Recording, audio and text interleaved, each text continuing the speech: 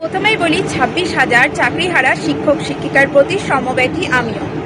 তাদের এক একজনের পরিবেশ পরিস্থিতির কথা শুনলে সত্যি কষ্ট হচ্ছে মন থেকে।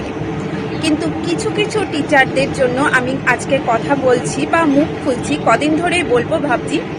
কিছু কিছু শিক্ষক শিক্ষিকা মিডিয়ার সামনে এসে তাদের পরিস্থিতির কথা বলছে, আর এর সাথে এটাও বলছে যে তাদের সন্তান, তাদের ছেলে বা তাদের মেয়ে যে স্কুলে পড়ে সেই স্কুলের পরের মাসে ফিস তারা দিতে পারবে কিনা, সেই স্কুল তাদের ছেলে মেয়ের জন্য কন্টিনিউ করতে পারবে কিনা।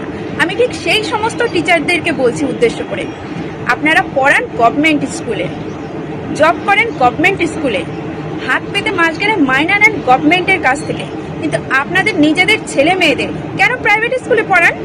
কারণটা কি? প্রাইভেট স্কুলে ভালো শিক্ষা দেওয়া হয়। হ্যাঁ, অবশ্যই আমি মানলাম প্রাইভেট স্কুলে ভালো শিক্ষা দেওয়া হয়, কিন্তু প্রাইভেট স্কুলের টিচাররা তো আপনাদের থেকে অনেক কম মাইনা পায়। সেই কম মাইনায় তারা যদি তাদের বেস্টটা দিতে পারে, আপনারা এত মাইনা পেয়েও কেন বেস্টটা দিতে পারেন না? কেন সরকারি স্কুলগুলোর আজ এই অবস্থা? বলতে পারেন শুধুমাত্র আপনাদের জন্য। বুঝলাম, মানলাম যে সরকারি স্কুলগুলো বাংলা মিডিয়াম, কেন বাংলায় যারা থাকে তারা ইংলিশে কথা বলে না, পারে না তারা ইংলিশ? তাহলে বাংলা মিডিয়ামের বাচ্চারা কেন পিছিয়ে থাকবে? শুধুমাত্র আপনাদের মতো টিচারদের জন্য পিছিয়ে আছে। আপনারা সেজে গুজে স্কুলে যান, আসেন, আর মাস গেলে মাইনা নেন, এর বাইরে আর কোনো কাজ নেই আপনাদের। সরকারি স্কুলে চাকরি করাটা সম্মানের মনে হয়, সরকারি স্কুলে পড়ানোটা সম্মানের মনে হয়, আর নিজেদের ছেলে মেয়ের বেলায় সরকারি স্কুলে পড়ানোটা বড়ই অসম্মানের মনে হয় নাকি? আপনাদের এত এত শিক্ষাগত যোগ্যতার পরেও কি করে আপনাদের থেকে সেই কম মাইনা পাওয়া, আপনাদের থেকে কম যোগ্যতাবান টিচারগুলোর দ্বারা বেসরকারি স্কুলগুলো এত ভালোভাবে পরিচালিত হচ্ছে? তাদের স্টুডেন্টগুলো কি করে এত এগিয়ে যাচ্ছে? আপনাদের ছেলে মেয়েরা যাতে ভালোভাবে শিক্ষা অর্জন করে সেজন্য বেসরকারি স্কুলে পাঠাচ্ছেন, কারণ সেখানে পড়াশোনা ভালো হয়। আর আপনারা যে মাস গেলে মোটা মাইনা নিচ্ছেন, তাহলে সরকারি স্কুলে কি করছেন আপনারা? এতই যখন যোগ্যতা আপনাদের, সরকারি স্কুলে কি করছেন? কেন উন্নতি নেই সরকারি স্কুলের বাচ্চাগুলোর?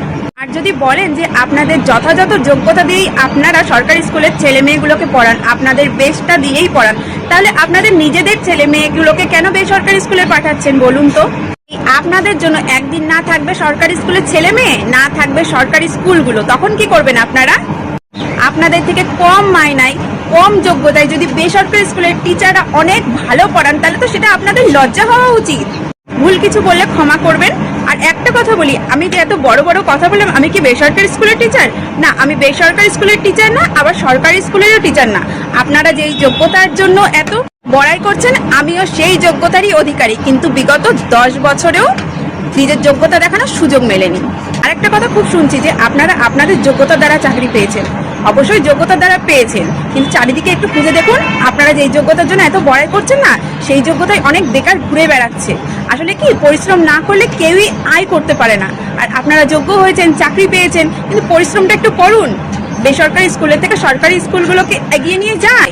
আপনাদের কাছে না সরকারি স্কুলের মূল্য আছে, না সরকারি স্কুলের বাচ্চাগুলোর মূল্য আছে। মূল্য শুধু সরকারি চাকরিটার আর মাস গেলে মোটা বেতনের।